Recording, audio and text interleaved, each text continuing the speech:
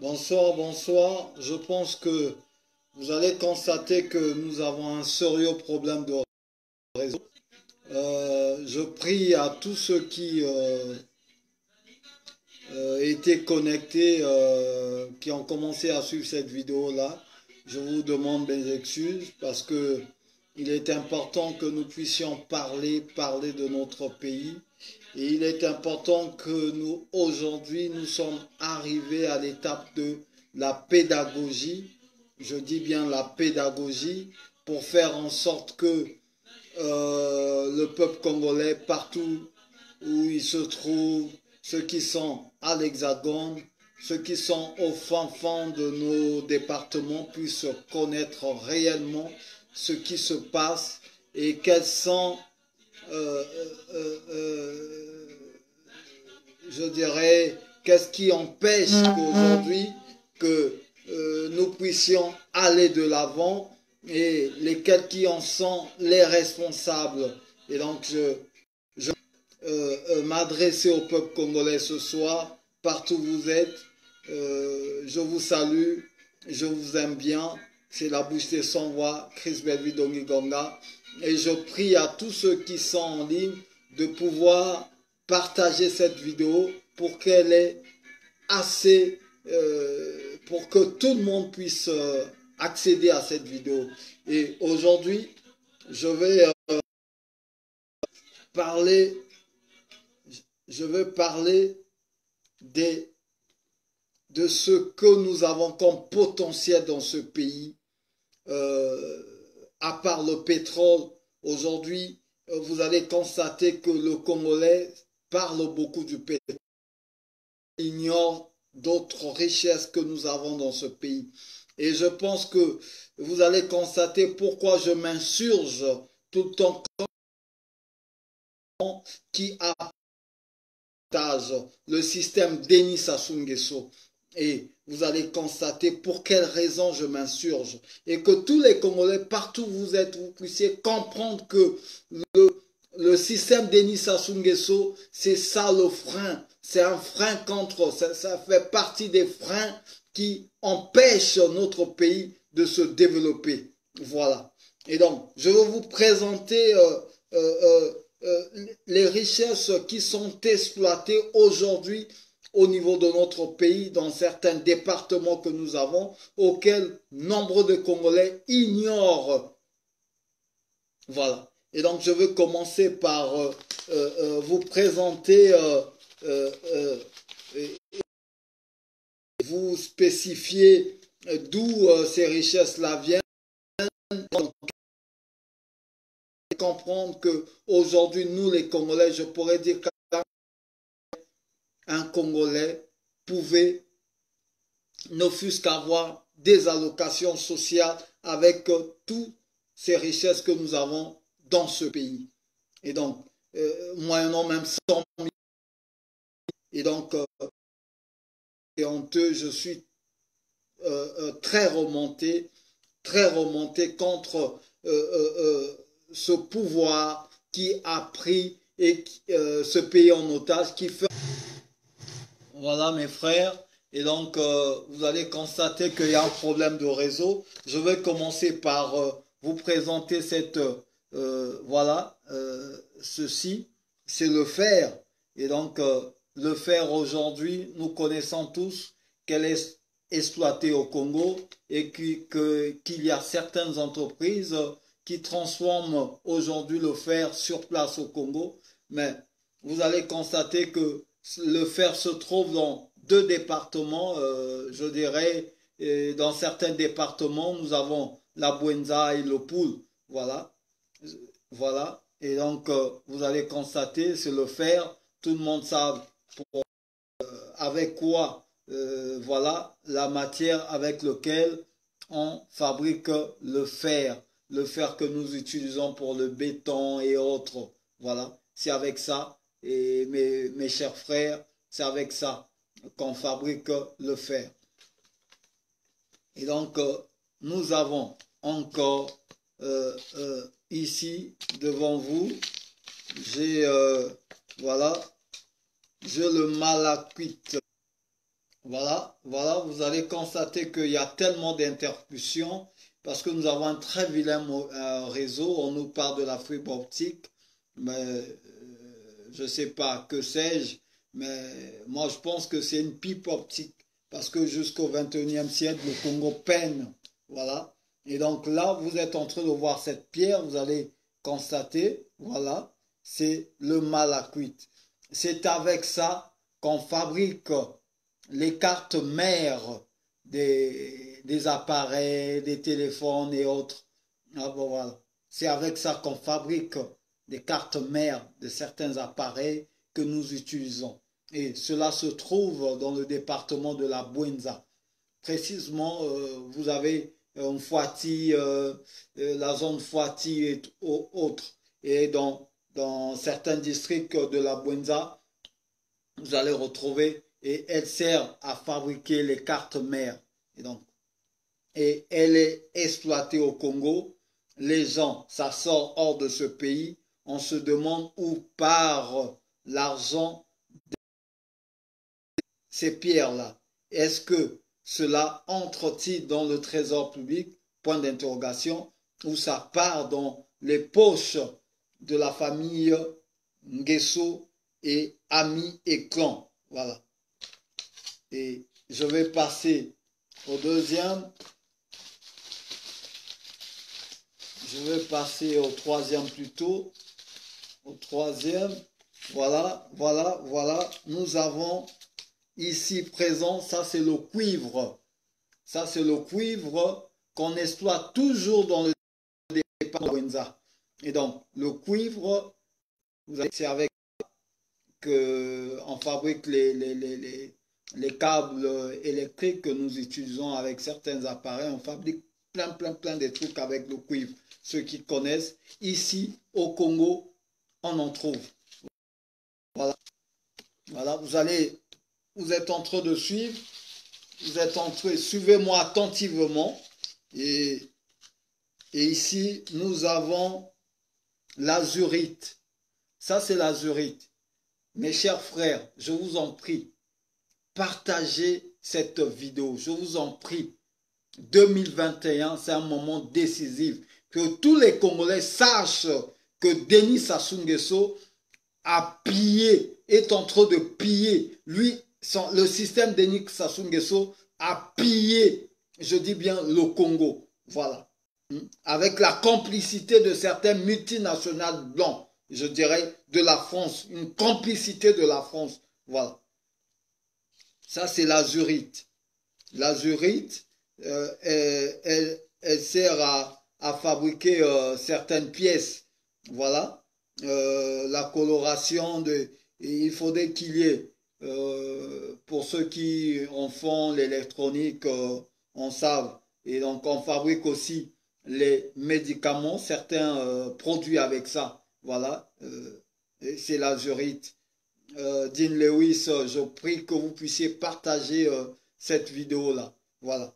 Ça, c'est l'azurite. Ceux qui en connaissent bien le savent. Ça, c'est l'azurite. Voilà. C'est pour la coloration, on fabrique certaines pièces avec ça. Et je vais passer à l'autre que nous avons toujours. C'est cela, on exploite ça au Congo. Et nous avons bel et bien ces richesses-là au Congo. Ici, voici le plomb. C'est avec ça qu'on fabrique les batteries. Je dis bien toutes sortes de batteries. C'est avec le plomb là. Et on le trouve au Congo-Brazzaville, un pays de 4 millions d'habitants. Je dis bien 4 millions d'habitants, où aujourd'hui nous allons constater que les populations sont en train de vivre dans une misère extrême, dans une médiocrité. Voilà, ça c'est le plan. On le retrouve au Congo et c'est exploité et cela sort hors du pays. On se pose des questions où part cet argent. Bon, on parlera de M. Obatier, le ministre de Mines des Mines. Voilà, voilà. Le plan, c'est exploité toujours dans le département de la Bouenza. Et donc, il y a ces entreprises qui exploitent le plan.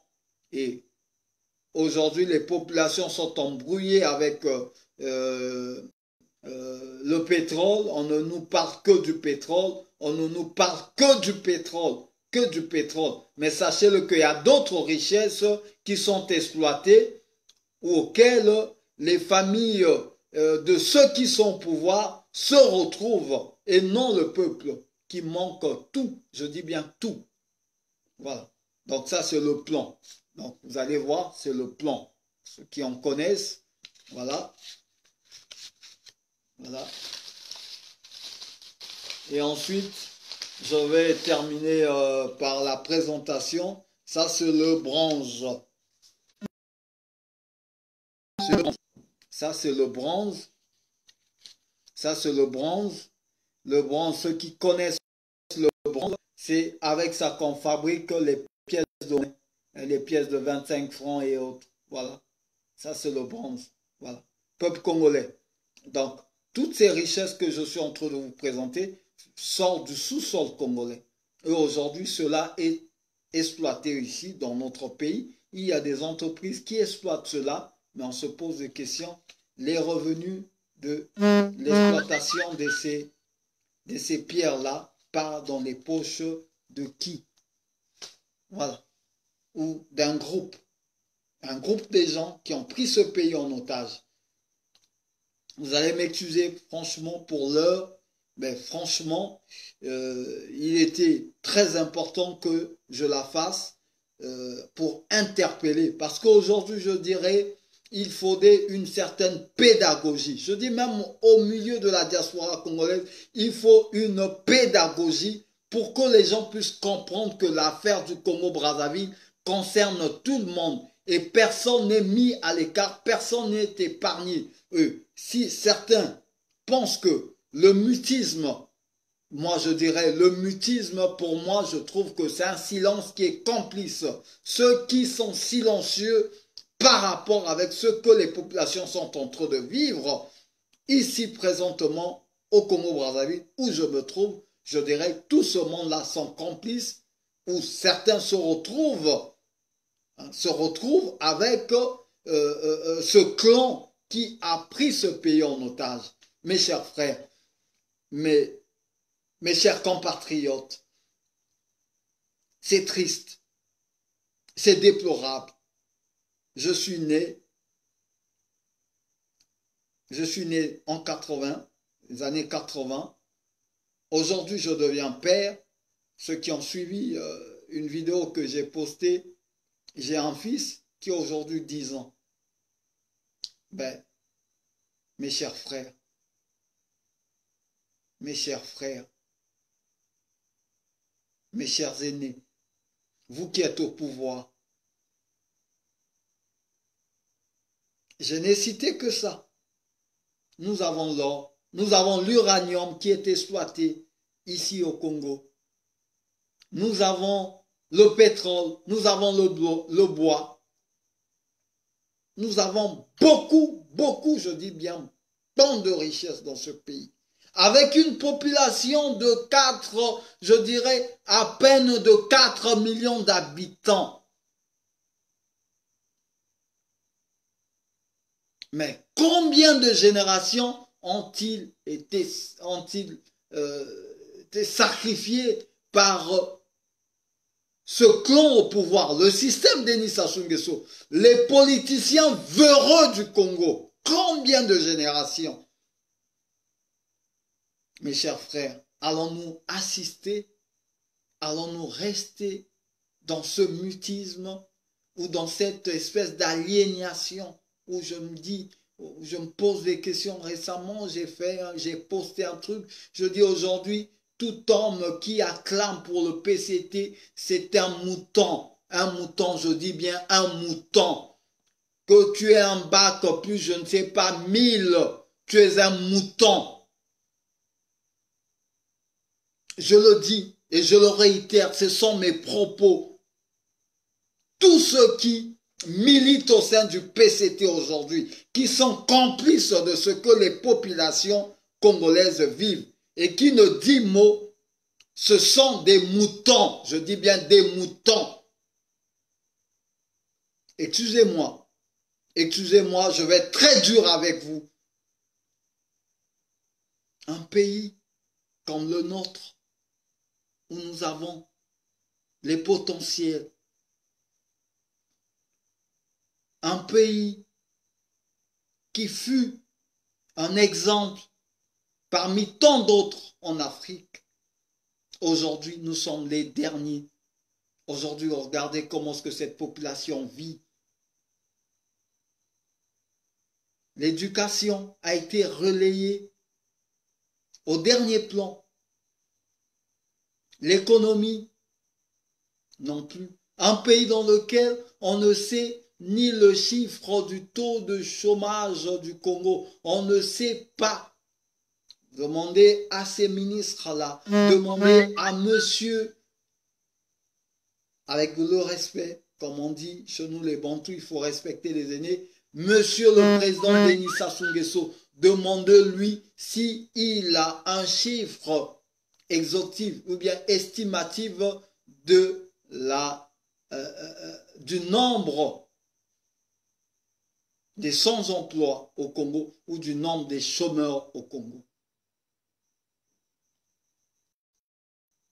Mes chers frères, mes chers aînés, chère population, je pense que vous avez trop souffert.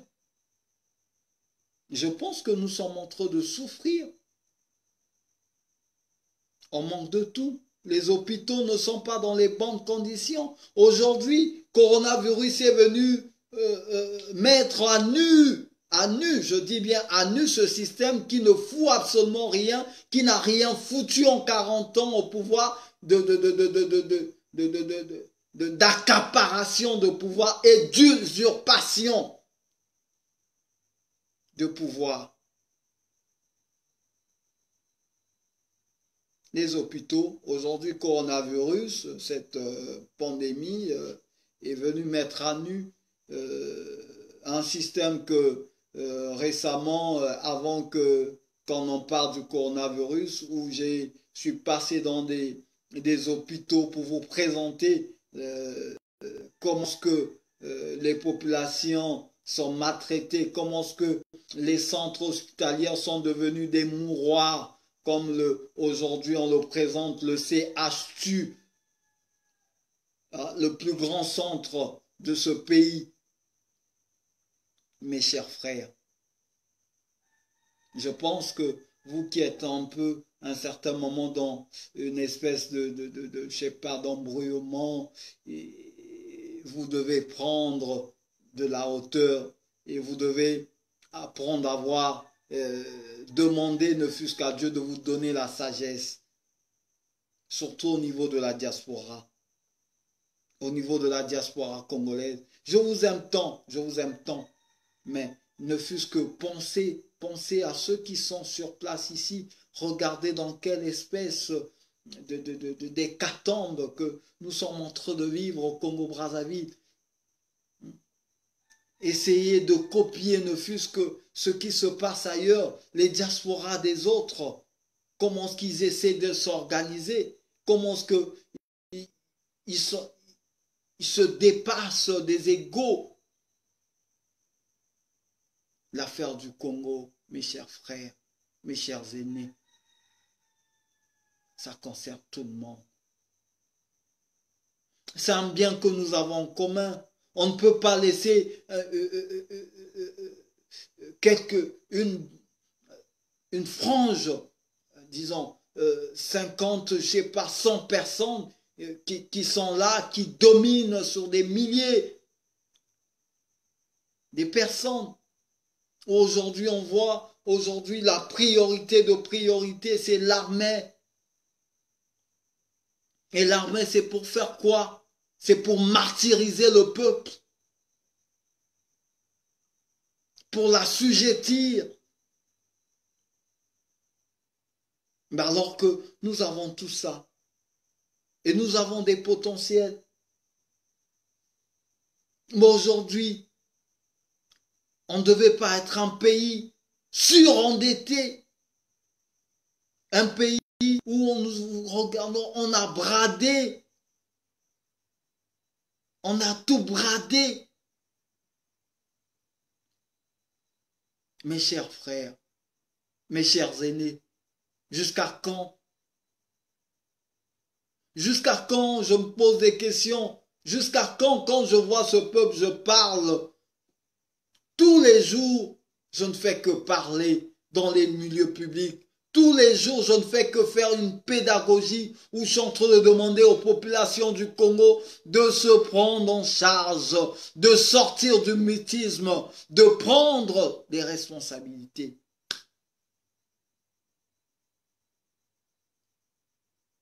C'est triste, c'est triste. Aujourd'hui, Monsieur le Président, Monsieur Denis Sassou Nguesso, je m'adresse aussi à toi.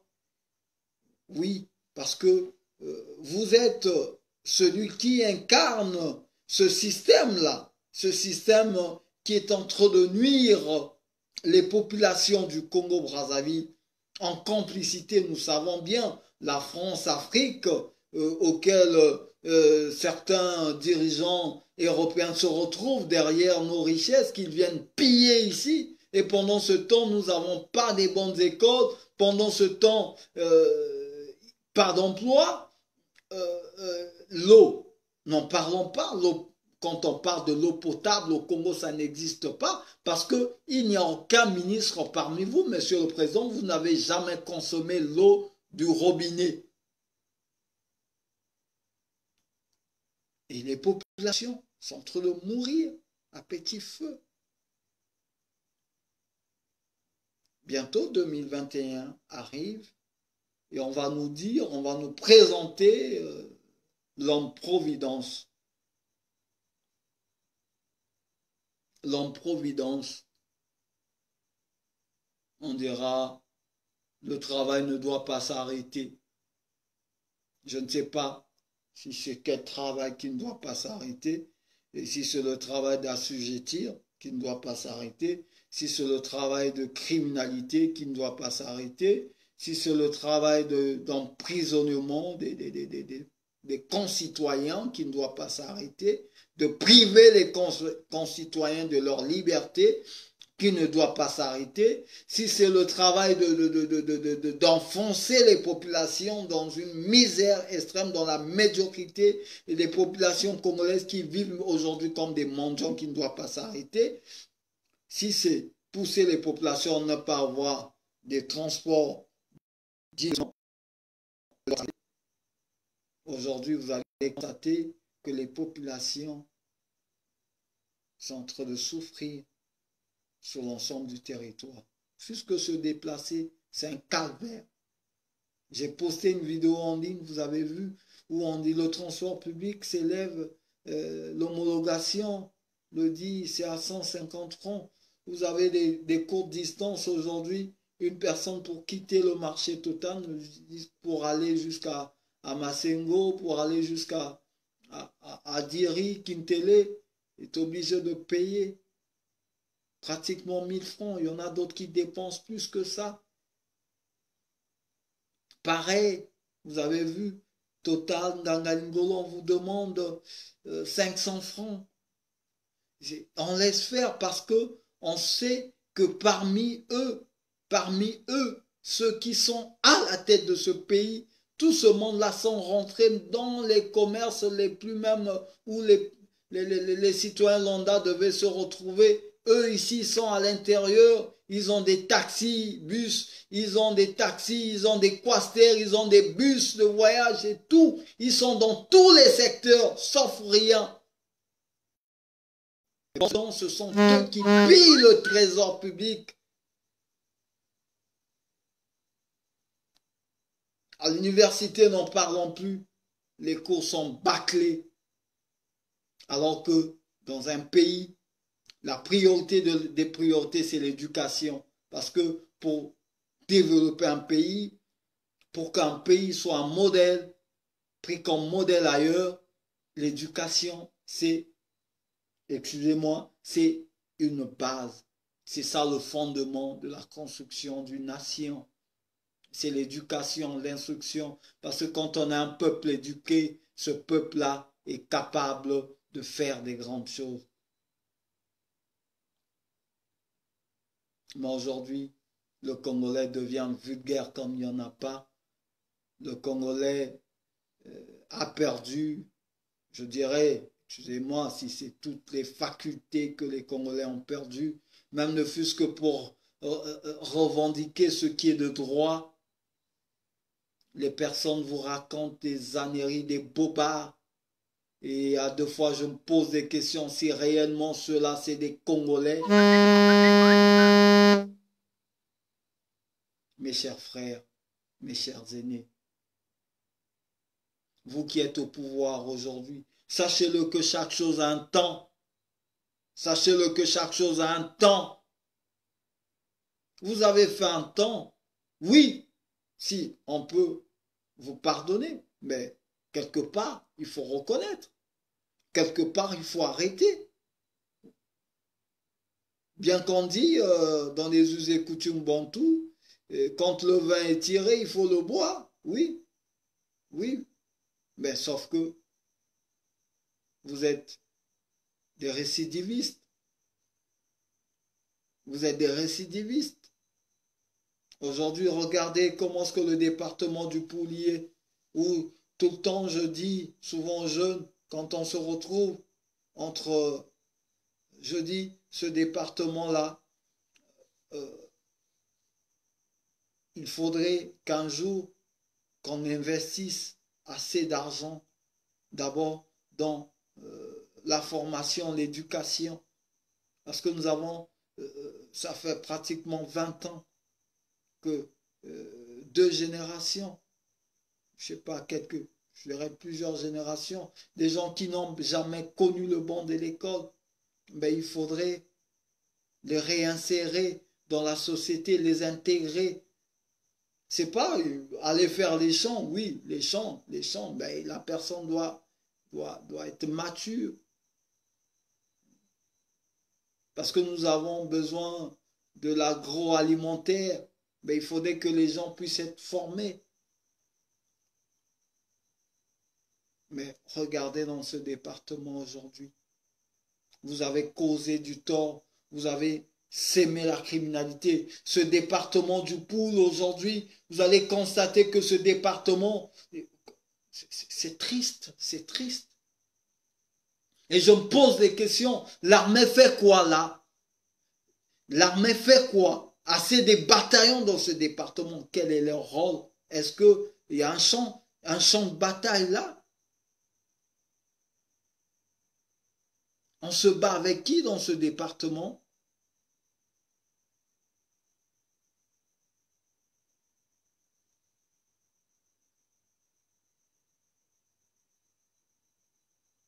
C'est triste, c'est triste. Je parle non seulement parce que je suis ressortissant aussi de ce département, mais parce que je suis un Congolais. Je suis un Congolais averti, je suis un Congolais éclairé, et j'aimerais aussi que d'autres Congolais puissent être éclairés par rapport à ce qui se passe dans ce département.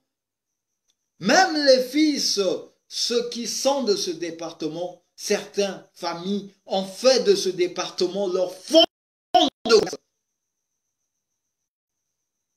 en complicité avec ceux qui sont au pouvoir. J'aurais dû entendre qu'une personne nous avons tué dans le Poul et le ciel n'est pas tombé.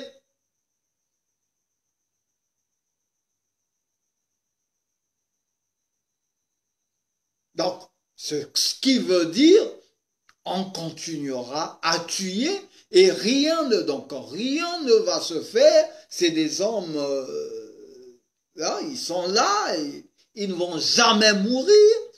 Ce sont des pierres qui resteront ici sur terre éternellement.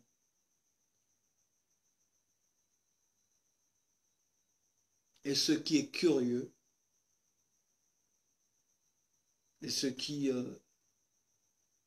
est bizarre, vous avez ces enfants-là, de ceux-là, qui narguent les populations. Et on nous dit, soi-disant, qu'il y a des mondes athées. de ces populations-là qu'on parle, qu'on appelle des députés. Excusez-moi, vous êtes des députants, vous n'êtes pas des députés. Parce que si réellement vous étiez des mandataires de population, vu que vous avez été nommés, nombreux d'entre vous, vous avez été nommés,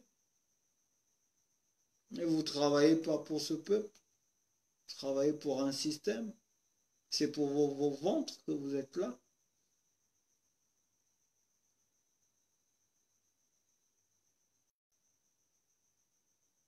C'est inimaginable de constater un pays de 4 millions d'habitants.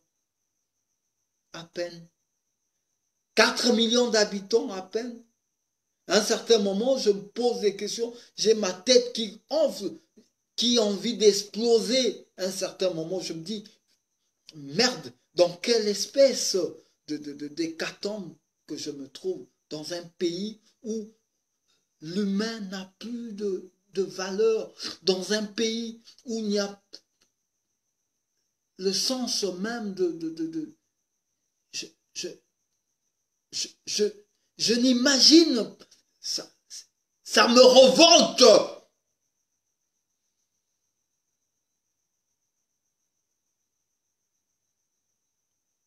Et 2021 est là, ça arrive. Les gens vont dire, oh yeah, et bonga, t'es toujours meilleur. Et bonga, t'es toujours meilleur. Des trucs, des voies construites en biodégradable. Et bonga, t'es toujours meilleur. Jusqu'à quand?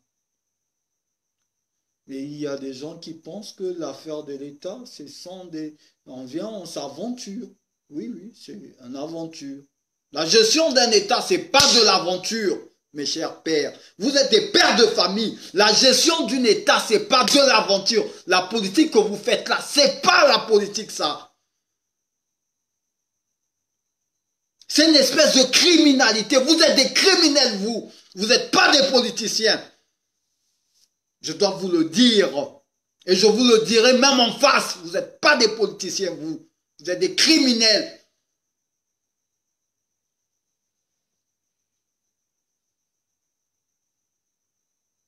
Vous êtes des criminels.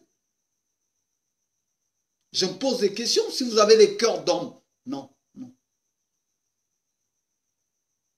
Oui, tous, on dit, mais la vôtre, je pense que vous avez atteint un niveau, je ne sais pas quel genre de niveau que vous avez atteint. Vous avez atteint, je ne sais pas quel genre de niveau que vous avez atteint. Je ne sais pas si vous êtes devenus des bestioles, des bêtes féroces. Ou tout le temps, vous voulez qu'il y ait seulement la souffrance.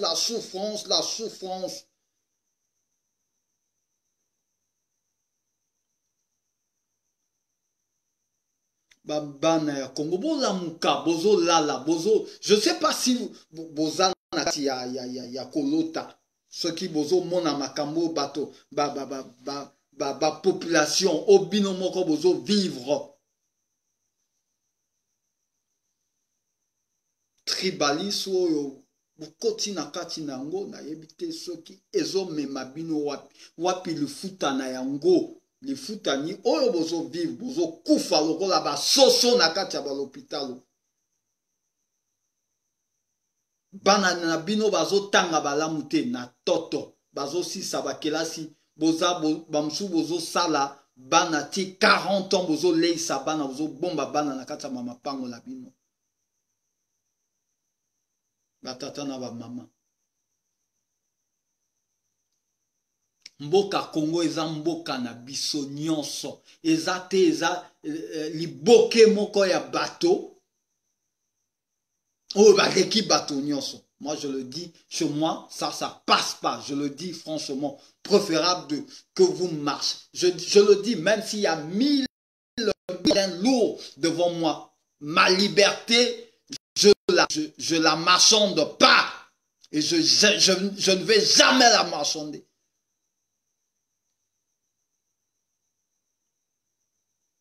Et ceux qui pensent que si je suis dans ce combat, c'est pour le changement. Je le dis, c'est pour le changement. C'est ni pour les règlements de compte, mais je dis pour le changement, pour que ce pays aille de l'avant. Et pour que les futures générations sachent qu'à une certaine époque, il y a eu des gens. Oui, oui, nous avons les Mabiala Manganga, les Bouetambongo, les Mathieu André, qui ont donné leur vie, pour ce pays, qui se sont battus corps et âme pour obtenir une certaine indépendance. Mais vous avez foulé tout cela au pied, vous avez tout foulé au pied.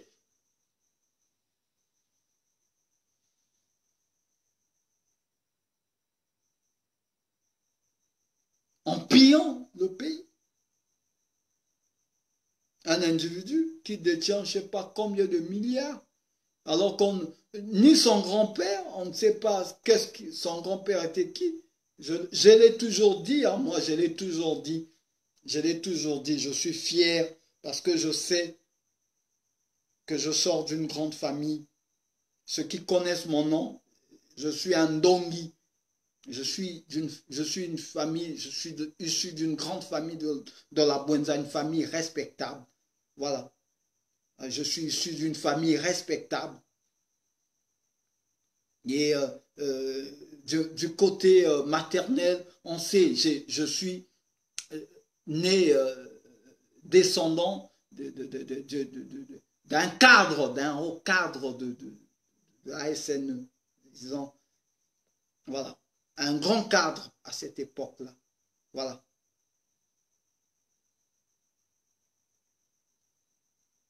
Mais dites-moi, aujourd'hui, tous ceux qui ont construit les gratte-ciels dans la ville de Brazzaville, en 2 ans, en 3 ans, où ils trouvent ce Tarzan. Ce Tarzan, c'est ça, ça sort de du sous-sol. Et pendant que le peuple est en train de subir, de vivre, c'est ce Tarzan-là qu'on ne veut pas redistribuer aux populations. L'un que ça, chacun aura sa part. Chacun aura sa part dans un cercle donné. Et ce qui est encore triste, je dis ce qui est encore curieux, vous allez voir des soi-disant jeunes, je ne sais pas jeunes en âge, mais dans la tête il y a la pourriture,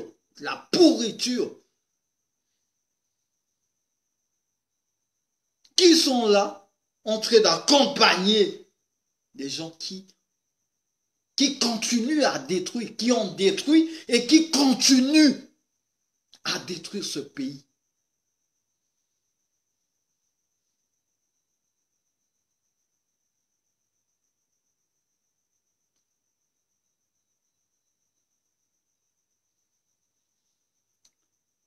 Je l'ai toujours dit, dans ce pays, et partout où je passe, je le dis toujours, la fonction présidentielle n'est pas un droit. Monsieur le président Denis Sassou Nguesso, là je m'adresse à vous, la fonction présidentielle n'est pas un droit. Vous avez un privilège, oui, parce que vous occupez une haute fonction. Oui, vous devez avoir un privilège, vous devez